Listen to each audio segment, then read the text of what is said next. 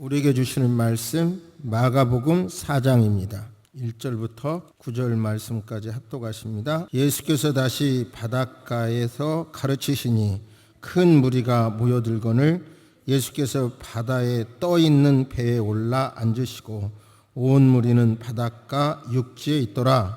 이에 예수께서 여러 가지 비유로 가르치시니 그 가르치시는 중에 그들에게 이르시되 들으라. 씨를 뿌리는 자가 뿌리러 나가서 뿌릴새 더러는 길가에 떨어짐에 새들이 와서 먹어버렸고 더러는 흙이 얕은 돌밭에 떨어짐에 흙이 깊지 아니하므로 곧 싹이 나오나 해가 돋은 후에 타서 뿌리가 없으므로 말랐고 더러는 가시떨기에 떨어짐에 가시가 자라 기운을 막음으로 결실하지 못하였고 더러는 좋은 땅에 떨어짐에 자라 무성하여 결실하였으니 30배나 60배나 100배가 되었느니라 하시고 또 이르시되 들을 귀 있는 자는 들으라 하시니라. 아멘. 하나님께서는 이 땅에서 예수 믿는 우리를 통해서 천국이 점점 확장되기를 원하십니다. 늘 말씀드리는 대로 천국, 하나님의 나라, 킹덤 오브 갓은 성경 전체의 주제입니다. 그러니까 죽어서 천당만 가는 게 우리 그리스도인의 목표가 아니고 살아서 이 땅에서 하나님의 나라를 확장, 천국은 여기 있다 저기 있다 할 것이 아니요 너희 안에 있느니라.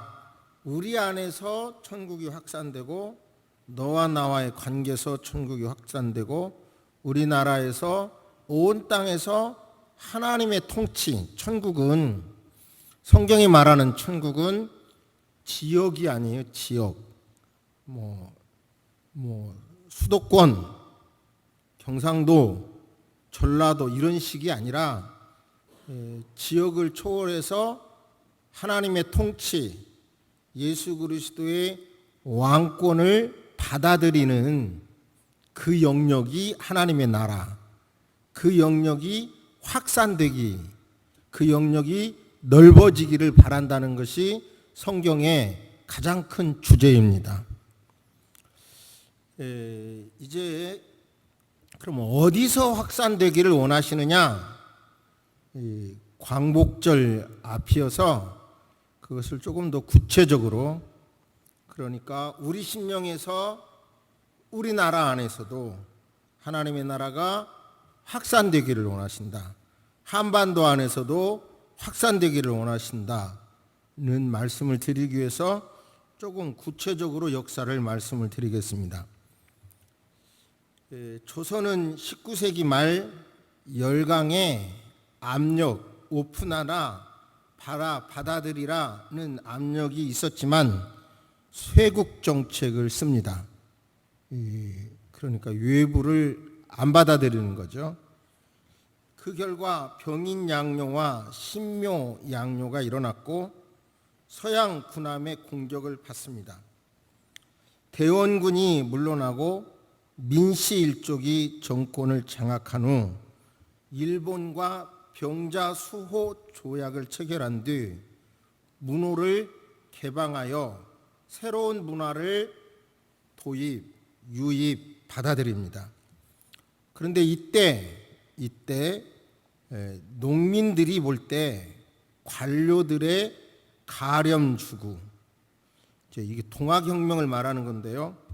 하도 이론이 많으니까 우리나라에서 가장 존경받는 헌법학자 김철수 교수님의 서울대 교수, 헌법학자 1세대죠. 이분은 책을 써도 어느 학교 교수였다든지 어느 학교를 나왔다든지도 쓰지 않아요.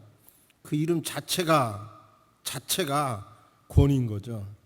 이분은 말하기를 농민들이 관료의 가렴주구에 반발하여 동학난이 일어났고, 그러니까 이 동학난이 일어난 것을 보면 이 난을 계기로 청나라와 일본이 조선에 군대를 파견하였고, 그러니까 동학난은 싸운 거는 일본 같지만 원인은 이 나라 관료의 바로 가렴주구 때문인 거죠. 그 결과 청일전쟁이 일어나서 일본이 승리하게 되고 청일전쟁의 승리로 일본의 세력이 강화됩니다. 그런데 고종은 이때 이제 여기서 집권 고종의 또 잘못이 드러나요. 러시아와 친해져서 친일파를 몰아내고 친러 정부를 수립합니다. 일본은 1902년 영국과 동맹을 체결하고 미국과도 우호 관계를 맺고 1904년 러일 전쟁에서 승리하게 됩니다. 그리고 5년 포츠모스 조약을 체결하고 조선의 배타적 지도권을 갖게 됩니다. 그러면 왜 일본에게 우리가 이런 지배를 당했느냐라고 할 때 여러 말을 들리지만 반론이 없는 이 김철수 교수의 의견에 의하면 우리가 개방을 늦게 했기 때문이다. 개국을 일본보다 늦게 했기 때문이다. 즉 귀 있는 자는 들을지어다. 들리는 세계 열강의 소리를 안 듣고 이렇게 문을 닫으면 그 결과가 이렇게 됐다는 거예요.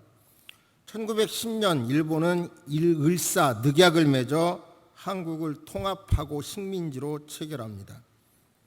1945년으로 이제 넘어갑니다.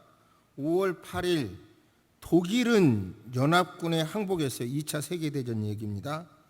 그런데 일본은 항복하지 아니하자 8월 6일 히로시마에 원자탄을 투하합니다.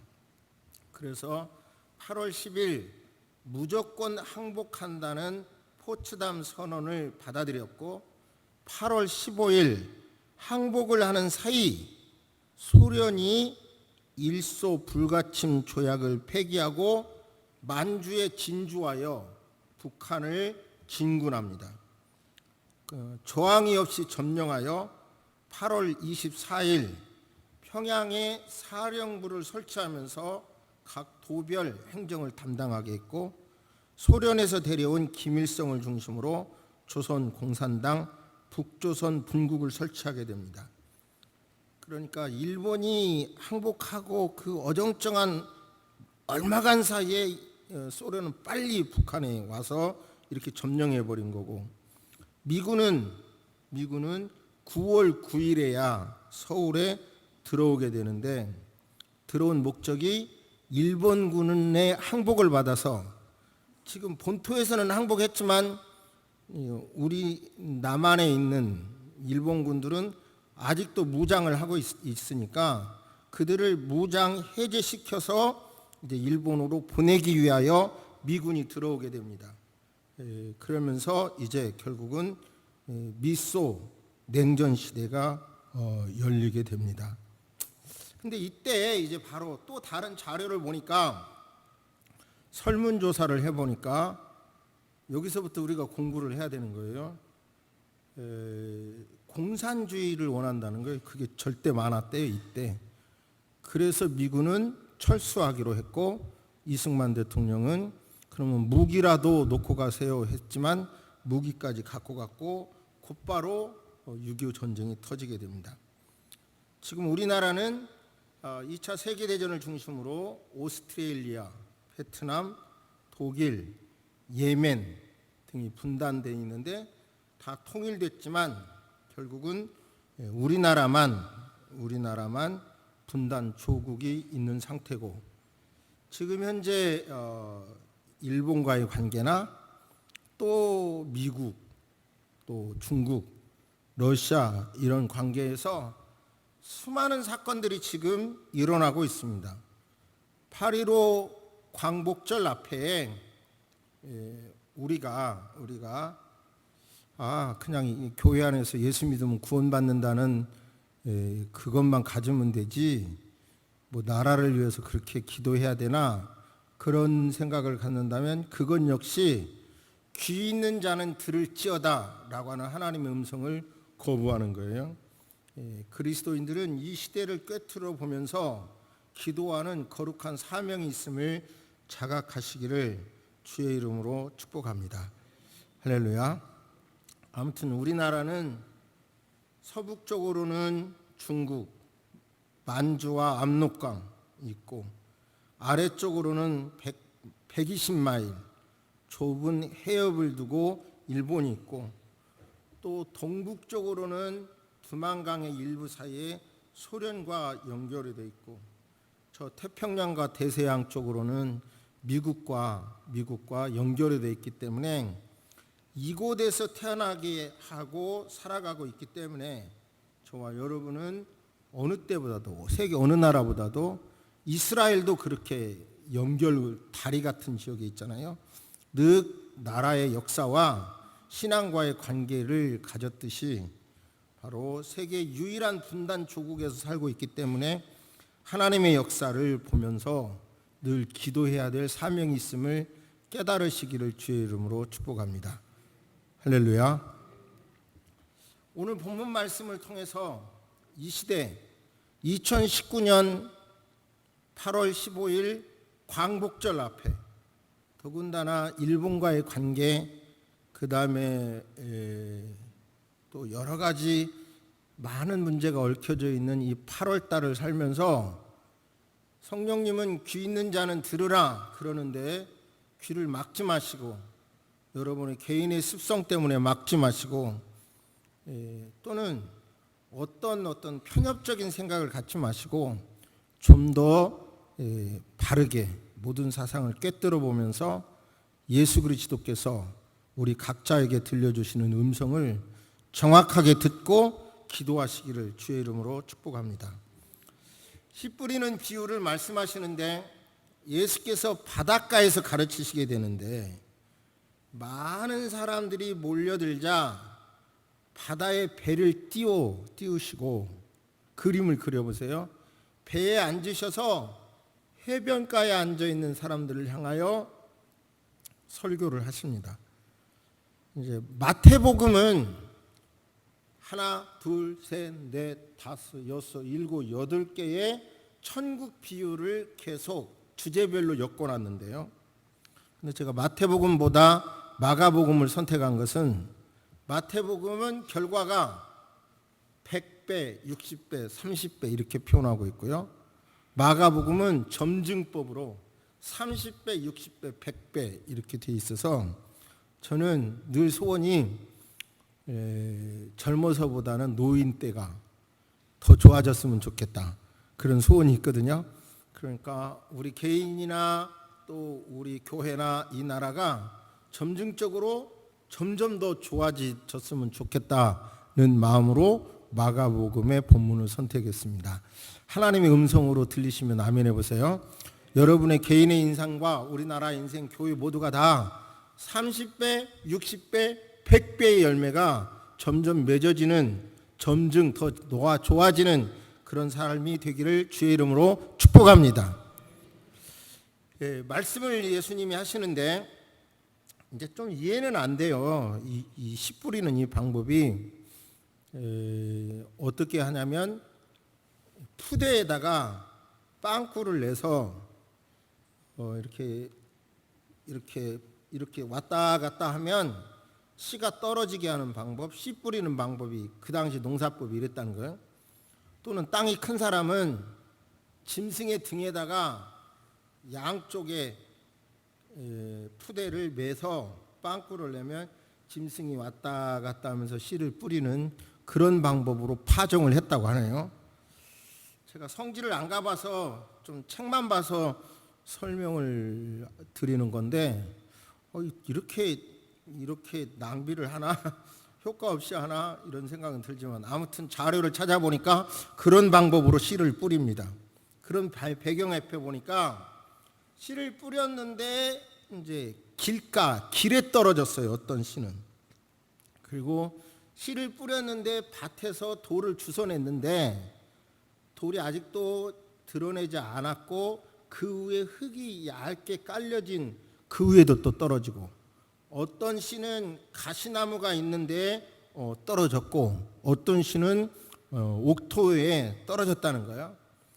길가에 떨어진 씨는 새들이 와서 먹어버렸고 얇은 흙 위, 돌이 아래가 있는 그곳에 떨어진 씨는 싹은 돋았으나 뿌리가 없으므로 해가 돋은 후에 곧 타서 마르게 됐고, 가시떨기에 떨어진 씨는 가시가 기운을 막음으로 결실하지 못했고, 옥토에 떨어진 씨는 30배, 60배, 100배의 열매를 맺었다 그럽니다.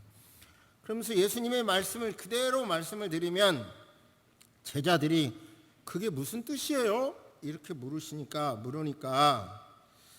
이 비유로 말하는 이유는 똑같이 들어도 그 의미를 알 사람은 알고 모를 사람은 모르게 하기 위해서 비유로 말씀했다, 이렇게 예수님 말씀하시면서 이 비유는 가장 기본적인 비유, 기초적인 비유, 베이직이기 때문에 이것을 이해를 못한다면 다른 비유는 이해를 못한다, 그렇게 말씀하시면서 예수님이 설명을 하십니다. 뭐라 그러냐면 씨를 뿌린다는 것은, 이제 비유는 참 굉장한 능력이 있어요. 그게 뭐냐면 제가 어렸을 때 이 비유 말씀을 듣고 청소년 시절, 청년 시절, 중년 시절 다 봐도 그때마다 이 비유는 들려오는 메시지가 있어요. 확실히 이솝우화 같은 경우도요, 지금도 들어봐요. 굉장히 어렸을 때도 재밌다고 들었지만 지금도 들어도 굉장히 느끼는 메시지가 있거든요. 그런 거죠. 씨 뿌리는 비유는, 그러니까 비유는 뭘 막 단정적으로 이렇게 그렇게 하면 안 되고요. 그 핵심 메시지를 잡아야 되는, 그게 핵심이에요. 그러나 여기서 씨는 말씀이라는 것은 예수님이 말씀하시니까 씨 뿌린다는 것은 말씀을 뿌리는 것을 가르치고요. 길가에 뿌렸다는 것은 말씀을 들었는데 사탄이 와서 뿌리운 말씀을 빼앗아 가서 말씀을 잃어버리는 사람. 돌밭에 뿌렸다는 것은 말씀을 들을 때는 기쁨으로 반응하지만 뿌리가 없어서 인내하지 못하고 환난 날에 넘어지는 자. 가시떨기에 뿌렸다는 것은 세상의 염려, 재물의 유혹, 기타 욕심들이 그 마음을 사로잡아 말씀의 열매를 맺지 못하게 하는 경우. 그러니까 저와 여러분들은 길가에 떨어져서 마귀가 그 말씀을 먹여버리는 것도 안 될 것이고, 또 돌밭에 떨어져서 인내하지 못하고 그래서 넘어지지 않아야 될 것이고, 세상 염려, 재물의 유혹, 기타 욕심들로 인하여 말씀의 씨를 내리지 못하는 연약한 자가 되지 않기를 주의 이름으로 축복합니다. 옥토에 뿌렸다는 것은 말씀을 받아들여, 즉 내 지성과 내 영성과 내 온 마음으로 말씀을 아멘 받아들일 때 30배, 60배, 100배가 맺혀진다는 겁니다. 여기서 한마디로 정리해 보니까 결국은 땅이 문제인 거예요. 땅이. 저와 여러분들의 마음밭은 아멘 말씀하옵소서. 제가 듣겠습니다. 어떤 선글라스, 프리즘, 내 색깔을 가지고 보는 게 아니라 아멘 말씀하옵소서. 그렇게 말씀을 받아들일 때 여기에서 하나님이 거룩한 역사를 우리를 통해서 지금도 내려주시리라 믿습니다. 할렐루야. 제가 우리의 마음을 그러면 어떻게 해야 되는가를 먼저 말씀을 드리겠는데요. 제가 인류 역사에서 가장 욕먹는 사람이 누군가, 그것은 우리 잘 알잖아요. 누구예요? 교회에서 사도신경 할 때마다 본디오 빌라도를 말하니까 그 자신도 직접 어떻게 해롭게 한 것도 아닌데도 결국은 그렇게 욕을 먹잖아요.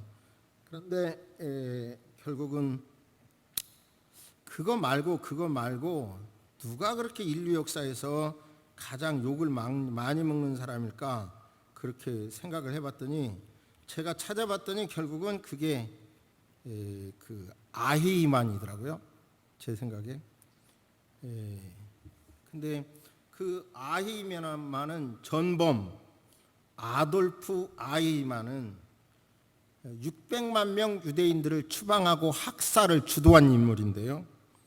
그가 전쟁이 끝나자마자 15년 동안 아르헨티나에 숨어서 지내다가 이스라엘의 모사드에 의해서 체포돼서 재판을 받게 되고, 그 내용이 영화 아히히만 쇼라는 영화로 이제 만들어졌는데요. 그 재판이 그 세계 재판이라고 하면서 세계에 생방송되기도 하는 굉장한 그 관심을 가졌죠. 600만 명의 유대인을 추방하고 학살한 아히히만이 살인에 대한 위험하고 탐욕스러운 충동에 사로잡힌 사람이고, 도덕적이고 가학적인 성격을 가진 사람, 어떤 광적인 어떤 증오나 뭐 이런 증오에 시달리는 사람, 악마의 뿔이 있을 것 같다는 그런 생각이 있었는데요. 아히히만의 재판과 그를 계속 추적한 사람에 의하면 독일의 평범한 중년 아저씨였다는 거예요. 600만 명의 유대인 학살을 명령한 아히히만, 그는 이상한 사람도 아니고 아주 평범한 독일 어느 도시나 농촌에서 만날 수 있는 착하고 근면한 동네 아저씨 같은 모습이었다 그래요. 그런데 왜 저런 엄청난 일을 했을까? 여성 정치 철학자가 그것을 한나 아렌트라고 하는 사람이 추적을 하게 되는데, 그 사람은 도대체 저 사람이 뭔가. 그런데요, 아히히만은 그런 자료를 제시해도 양심적인 가책이거나 표정에 흔들림 없이 그냥 재판을 계속 진행받더래요. 그리고 도대체 이유가 뭐냐? 이 사람은 이제 그것에 대해서 추적을 하는데요.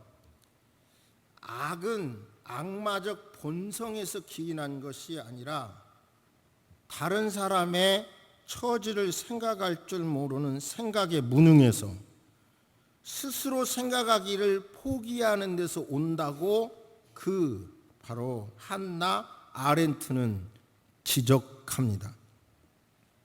그러니까 아히히만이 그렇게 엄청난 일을 했던 이유는 말하는 데 무능했고 자기 생각을 하지 않는다는 거예요. 그러니까 결국은 이 사람은, 아히히만은 양심의 가책이 없는 것은 오히려 이렇게 말합니다. 내가 생각할 때 월급을 받으면서 그 일에 최선을 다하지 않는 것이 죄스러운 일이지, 나는 시킨 일에 대해서 성실하게 감당한 것이기 때문에 양심의 가책도 없다는 거예요. 즉 이 학자는 말을 해요. 결국은 사람이 생각이 없는 사람, 그 사람이 생각을 안 하면서 그냥 지시만 따른 결과 인류 역사상 가장 많은 사람을 죽이는 아히히만의 범죄를 저질렀다는 거예요. 그러면 여기서 제가 이렇게 길게 설명한 이유는, 저와 여러분들은 들을 귀 있는 자는 들을지어다, 귀 있는 자는 들을지어다, 비유의 말씀 속에서 나 2019년 8월 광복절에 내가 들려주시는 음성을 들을지어다라고 외치는 주님의 음성을 거부할 수 있어요. 나 생각하기 싫어요. 그러나 그래도 저 유 목사님이 몇십 년 동안 이 강단에서 설교하면서 자기 자신의 개인적인 감정을 절제하고 설교했지, 어쨌든 목사로서 교회를 나름대로 헌신한 분이 저렇게 설교하니까 저 음성 속에 하나님의 음성이 있습니다라고 듣는 귀도 있을 거고, 그렇게 듣기를 주의 이름으로 축복합니다. 그러니까 생각이 않는 사람이 이렇게 엄청난 일을 했다는 거예요. 여러분, 제가 하도 나라가 어려우니까 저 일본 사람의 저 아베 총리의 이 정치 문제를 가지고 이렇게 경제 문제로 이렇게 공격하냐? 그리고 또 일본 사람 자체로도 얼마나 저것 때문에 그 기업인들이 손해를 입을까? 우리나라 손해 입는 걸 그만두고, 그리고 또 일본 상품 사지 말자, 가지 말자, 이런 운동도 이거 막 걱정이 돼서 걱정하던 차에 희한한 책을 발견했어요. 세계에서 가장 자극적인 나라로 번역이 됐는데 세계 3대 투자가로 알려진 짐 로저스가요. 이 사람은 투자가인데 역사를 전공했어요. 미국에서 예일대와 옥스퍼드에서 역사를 전공했는데 이 사람이 뭐라고 말하냐면 우리 한국에 대해서는 굉장히 발전한다. 그리고 나는 북한에도 투자하겠다. 뭐 이렇게 말을 해요. 그러니까 한국은 통일만 되면 한마디로 되면 세계의 강대국이 된다고 원래 주장한 사람인데요. 근데 일본에 대해서 쓴 책이 너무 신나는 거예요. 미안합니다. 신난다고 표현을 해서. 왜 아베가 저렇게 하고 있는가에 대해서 말을 하면서 결국은 일본은 앞으로 이것이 금년도에 번역된 책이 있는데요. 금년 5월 달. 그런데 앞으로 50년 후 일본은 사라진다. 일본이 사라진대요, 이 사람이. 그런데 이 사람의 지금까지 예견은 맞았다는 거예요. 역사를 바라보는 예견은. 그리고 10년 후 한반도는 전 세계 투자가에게 가장 주목받는 시장이 될 거라고 말을 하면서요. 그러면서 왜 일본이 망한다라고 하냐면 결국은 일본은 외국의 이민자를 안 받아들인다. 이민자가 들어와야 다이나믹하고 새로운 동력이 생기는데 저출산으로 인구가 초고령화가 되면서도 안 받아들이기 때문에 망한다. 그 다음에 아베 이코노믹스라고 그러는데요. 일본을 보니까 가장 외국으로부터 돈 받을 거가 많은 세계 최고의 채무국이기도 하지만 채권국, 돈 받을 거 있는. 그러나 지금까지 계속 적자의 적자를 계속하다가 하는데 차관을 빌려서 채권을 발행해가지고 돈을 찍어내가지고 그것을 이제 계속 부양을 해서 현재로는 나라 경제가 잘 돌아가는 것 같지만 결국은 아베 이코노믹스가 실패할 것이기 때문이라는 거예요. 그리고 또 하나 이제 일본은 그 방사선 때문에 결국은 다른 자료에서는 망할 것이다 이런 거예요. 그러면 아베가 왜 저러냐 그러면 자기 경제 정책이 실패했고 그러니까 뭔가 이슈를 터뜨리려고 한국을 물어뜯는다는 거예요. 그리고 또 더 나아가서 지금은 자위대락에서 나라를 지키는 정도지만 헌법을 개정을 해서 전쟁을 할 수 있는 나라로 헌법 개정을 하기 위해서 자기 세력을 규합시키기 위해서 이 일을 저지른다는 거예요. 이해가 되십니까?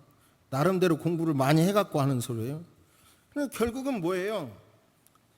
어느 정치 지도자나 미국의 대통령도 마찬가지고 우리나라 대통령도 마찬가지겠지만 결국은 자기 정권을 유지하고 싶은 마음이야 당연히 있겠지만 나라가 망하고 막 국민이 망하더라도 자기 정권을 유지하는 것은 예수님 정신하고 맞지 않죠?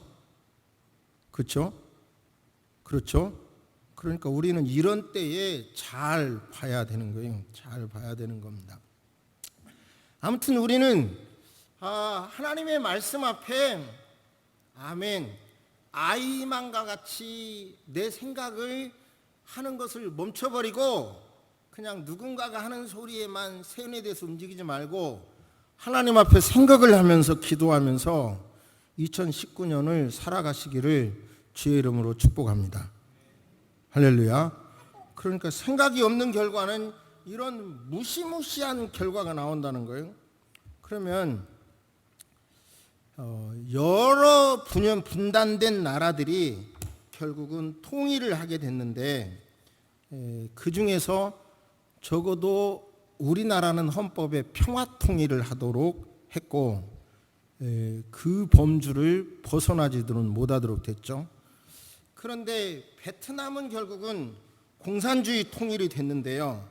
그 이유를 학자들이 하도 여러 말을 하니까 김철수 교수의 이 책을 통해서 그대로 읽어드리면 그러니까 그래도 우리나라에서 최고의 학자로서 별로 이분의 이론에 반론을 펴지를 않거든요.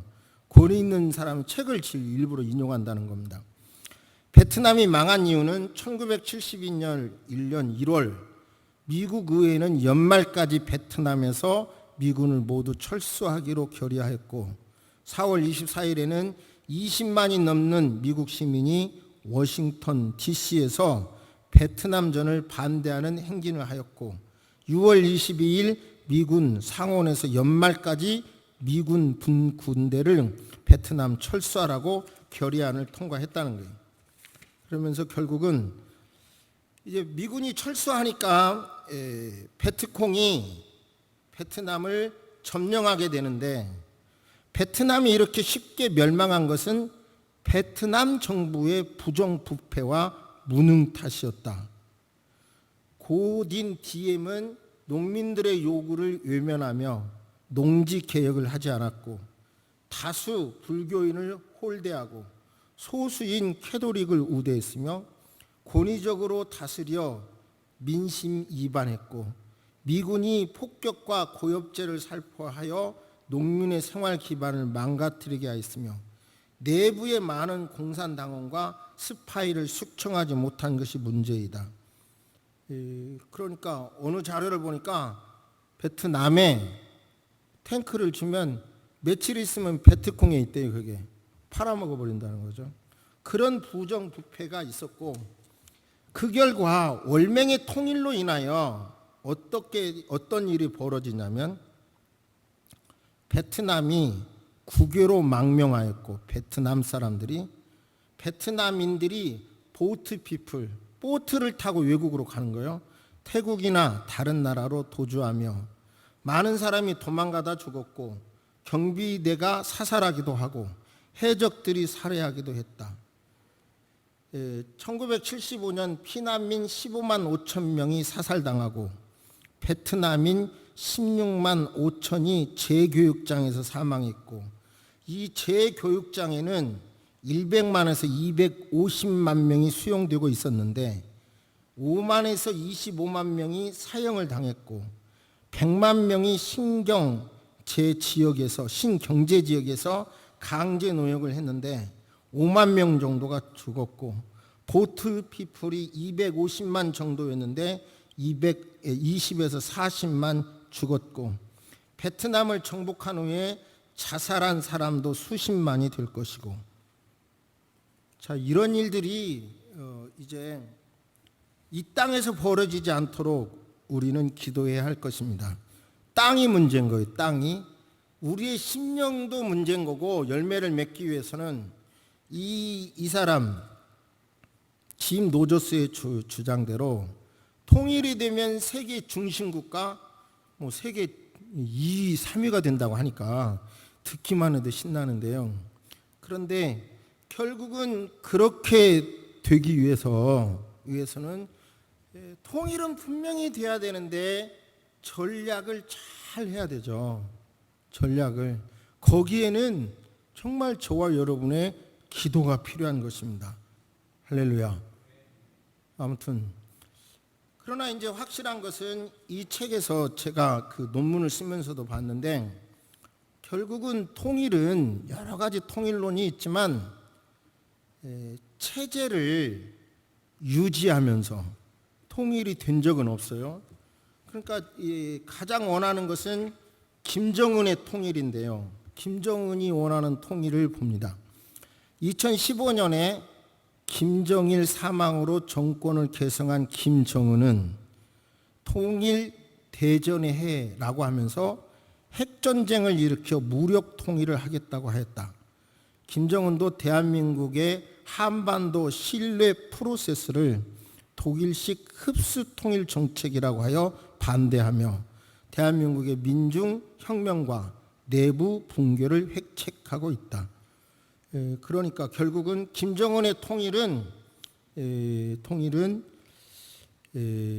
이렇게 핵을 포기하지 않는 통일 그리고 이제 여기서부터 막 우리 정부도 통일 방안이 많이 바뀌어지고 있거든요. 그런데 우리가 통일을 생각할 때 가장 주목할 것이 현재 대통령의 통일은 2018년에 나옵니다. 한마디로 통일을 너무 서둘러서는 안 된다. 다시요. 이게 너무 고민이 돼서 저는 오리지널 텍스트를 찾아서 봤는데 결국은 너무 통일을 서둘러서는 안 된다. 통일부 홈페이지에 들어가 보면 평화라는 단어로 말합니다. 평화라는 단어. 그러니까 결국은 우리는 무엇을 위해서 기도해야 되냐면 2018년에 대통령이 말씀한 대로 그리고 독일 통일을 경험한 사람들이 우리나라를 위해서 권면하기를 통일 서두르지 말라 이럽니다. 통일 서두르지 말라. 통일 서두르면 독일이 서독과 독일이 5대 1이었거든요. 근데 우리나라와 북한은 50대 1이라고 그래요. 50대 1의 차이를 극복하는 건 절대로 쉬운 문제가 아니니까 억지로 무슨 통일 그런 게보다 서두르지 말고 자연스럽게 해야 된다는 통일이고요. 그런 논이고요. 그런데 이제 염려는 이제 어떤 기본 질서가 막 흔들리고 막 이런 것들이 너무 염려가 되고 잘못되면 이 모든 어떤 기독교의 토양 자체가 아까 말씀한 베트남에서 이렇게 재교육을 받는다는 것은 기독교인들은 100% 받게 될 거예요. 그렇게 되면요. 그러니까 여기 목사님, 전도사님, 장로님, 권사님 이런 분들은요. 만약에 베트남식 통일이 되면 100% 거의 100% 그 재교육이나 사살을 당할 거예요. 그렇게 예측을 해요. 그러니까 우리는 어쨌든 헌법이 정한 대로 평화 통일이 이루어지도록 그리고 더 나아가서 서두르지 않도록 여러분 그래서 이 토양이 옥토가 되도록 크게 살고 보니까요. 결국은 개인의 노력도 중요하지만 큰 틀의 영향은 벗어날 수가 없어요. 그렇죠? 그렇기 때문에 어느 때보다도 나라를 위해서 기도하시고 정말 어떤 경우라도 민주주의 통일이 이루어지도록 꼭 기도해야 이 토양이 잘 가꾸어지게 될 줄로 믿습니다. 오해하지 마시고요. 저는 여러분의 개인 경제도 너무 어려워지면 신앙생활하기도 어려워진다고 생각합니다. 뭐 타락했다고 해도 할 수 없는데요. 목회를 해보니까 결국은 너무 경제적으로 어려워져도 신앙생활하기조차 어려운 거고요. 이 구조 시스템이 전체적으로 바뀌어도 더더욱 안 되니까 다시 한번 말씀드립니다. 귀 있는 자는 들을지어다. 2019년 8월 광복절 앞에 이 강단을 통해서 들려주시는 메시지 토양이 중요하다. 절대적으로 공산주의 그리고 또 이 민주주의 통일이 이루어지도록 기도해야 된다. 그러니까 제가요 여기 총신대학원생이 있으니까 실감이 나겠는데 제가 총회에서 어떤 개인이 우리 총신대학원을 사유합니다고 외쳤어요. 법을 공부해 보니까 그게 보이는 거예요. 그러니까 전라남도 광주에서 총회하는데요. 그걸 2,000매 옵셋 프린트해서 그걸 막 외치니까 어떤 사람이 당신 테러 당한다 그러기도 하고요. 그런 위험을 무릅쓰고 외쳤고 그런데 결국은 대한민국은 법치국가이기 때문에 교단이 세웠어도 재단 이사가 결정해버리면 방법이 없는 거예요. 그래서 정말 방법이 없구나 그렇게 생각을 하고 있는데요.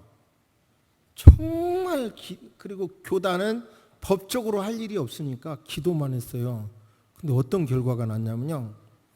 그분이 바로 총회장 출마하는 분에게 2천만 원을 당신 건강하는 데 써라 이렇게 주었다고 했는데 그것이 고소당했고요. 많은 법조인들은 그거 나와봐야 벌금 얼마 나오지 뭐 이상한 일이 절대 없을 거라고 했는데 법정 구속돼 버렸어요. 그러니까 뭐 법을 안다는 사람은 다 그걸로 구속될 일은 없다 다 그랬거든요. 근데 실형을 8개월 살아버렸어요. 그 사이에 관선유사가 나와서 새로운 총장을 뽑고 이제 그랬어요.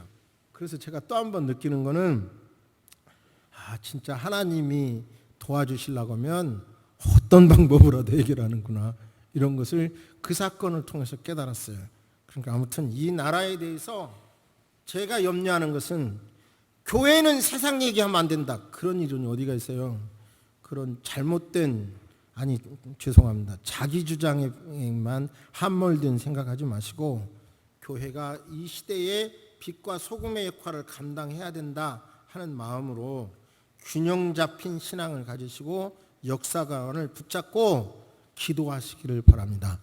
귀 있는 자는 들으라 그러는데, 적어도 저만큼 이렇게 신학을 공부하고 법을 공부하고 한 목사의 입장에서 나름대로 균형 잡히게 설교하려고 애를 쓰는 소리를 하나님의 음성으로 들으시고 의심하지 말고 들으시고 나라를 위해서 이렇게 기도하는 여러분 되시기를 주의 이름으로 축복합니다. 할렐루야. 다 아멘 합시다. 할렐루야. 아멘. 묵상하십니다. 살아계신 하나님, 이 민족을 통해서 하나님의 이름을 높이 올려드릴 수 있게 해주심을 감사합니다. 최고로 어려운 나라에서 강대한 나라로 세계의 여러 나라들이 부러워할 수 있는 하나님 강한 나라로 세워주신 것을 감사합니다.